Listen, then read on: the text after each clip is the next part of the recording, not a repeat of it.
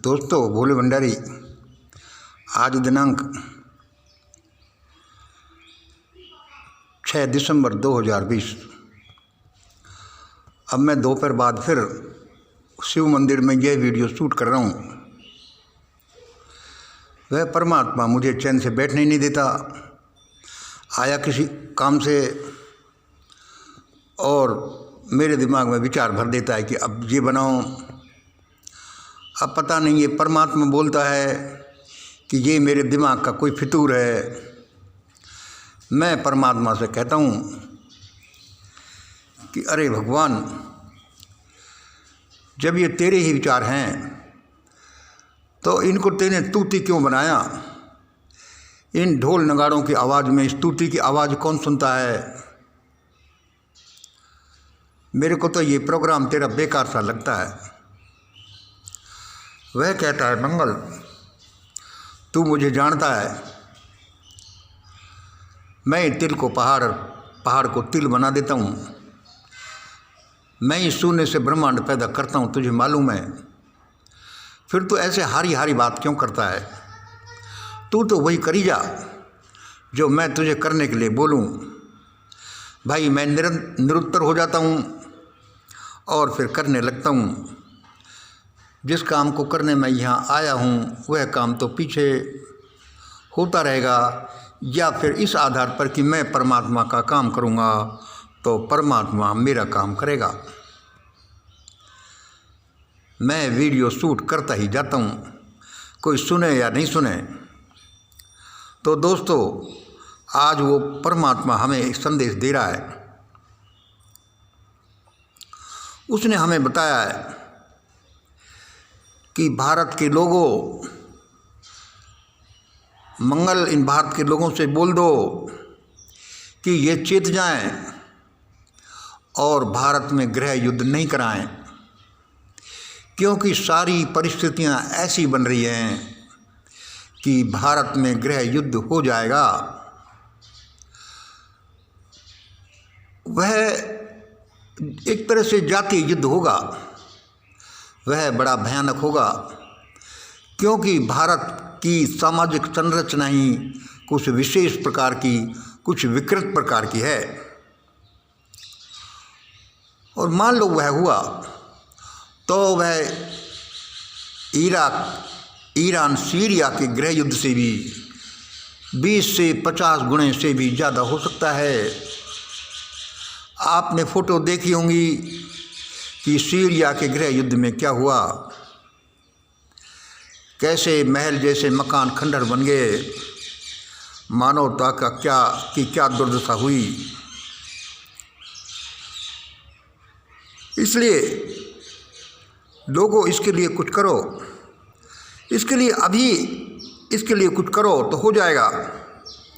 बाद में ये कोई कुछ नहीं कर सकता। तो परमात्मा ने हमें पॉइंट दिखाए कि भारत के गृह युद्ध को रोको। मंगल, तुम कहोगे जो परमात्मा यह बोल रहा है तो वह रोकता क्यों नहीं? वह तो सब कुछ संभव कर सकता है। तो भाई भगवान, सुन लो, परमात्मा के कुछ नियम हैं, उनके आधार पर ही वह हमें ये प्रेरणा दे रहा होगा। हम उसके संविधान में ज़्यादा क्यों हेर फेर करें? अभी इसके लिए कुछ करो। इसके लिए आप पूछोगे, भाई इसके लिए क्या करें? इसके लिए क्या करें? तो इसके लिए उसने बताया है, या फिर हमारे रिसर्च से निकला है, हमारे ध्यान चिंतन मनन से निकला है कि लोगों, इसके लिए आप 2-3 काम करो। वह क्या काम करो? सबसे पहला है कि अपने धन का शुद्धिकरण लोगों करो। भारत के लोगों, भाई धन का शुद्धिकरण करें। ये क्या शुद्धिकरण करें? कैसे होगा? यह धन का शुद्धिकरण क्या है कि कहीं भारत के लोगों के पास, किन लोगों के पास हराम का धन तो नहीं है। और ये विशेष रूप से अति धनाढ्य वर्ग के लिए है, क्योंकि उनके पास ऐसा धन है, उनके पास जो इतना धन आया है वह समाज के एक बड़े वर्ग को अपंग बनाकर शिक्षा विहीन, धनीहीन और शस्त्रविहीन करके आया है। वे समझते हैं कि ये धन हमारा है, जबकि यह धन उनका नहीं है। और वैसे भी हर एक आदमी को अपने धन का शुद्धिकरण उसका 10वां हिस्सा दान में देकर, सही दान में देकर करना चाहिए। जहाँ में इन धनवानों का धन तो बहुत अशुद्ध है, और असल में देखा जाए जैसा परमात्मा बताता है कि भारत की ज़्यादातर उथल पुथल का कारण तो यह धनवानों के पास बिना कमाया धन है।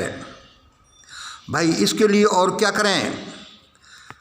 इस गृह युद्ध को रोकने के लिए भाई इसके लिए आप वही समाज के एक वर्ग की ही बात नहीं चले, 30% लोअर ग्रुप, 50% मिडिल ग्रुप और 20% अपर ग्रुप की कमेटियाँ बनाकर जगह जगह विचार गोष्ठी करो कि क्या करना चाहिए।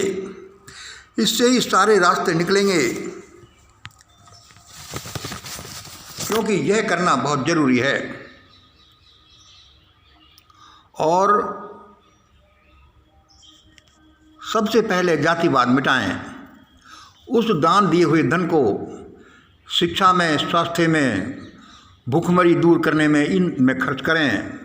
यदि भारत के लोग ऐसा करेंगे तो हो सकता है कि भारत में भयानक हालात नहीं बने, क्योंकि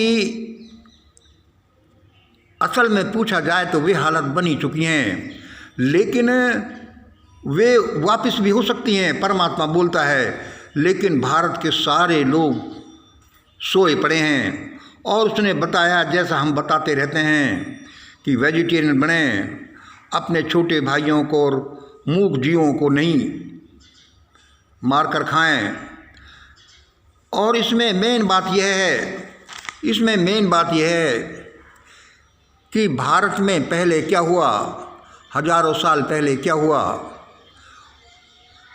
उसमें आज के लोगों का कोई दोष नहीं। मान लो कि भाई हम तो यहाँ पैदा हुए, हम पूर्वज क्या करके गए, हम क्या करें।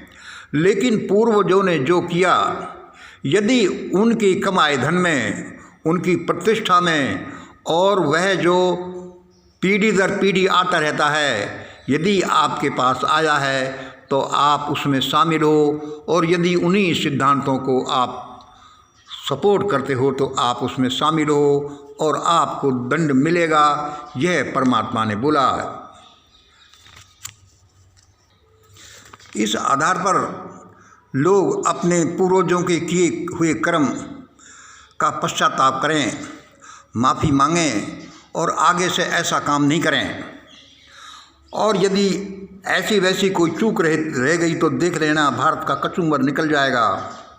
भारत के करोड़ करोड़ लोगों की जान आफत में आ जाएगी।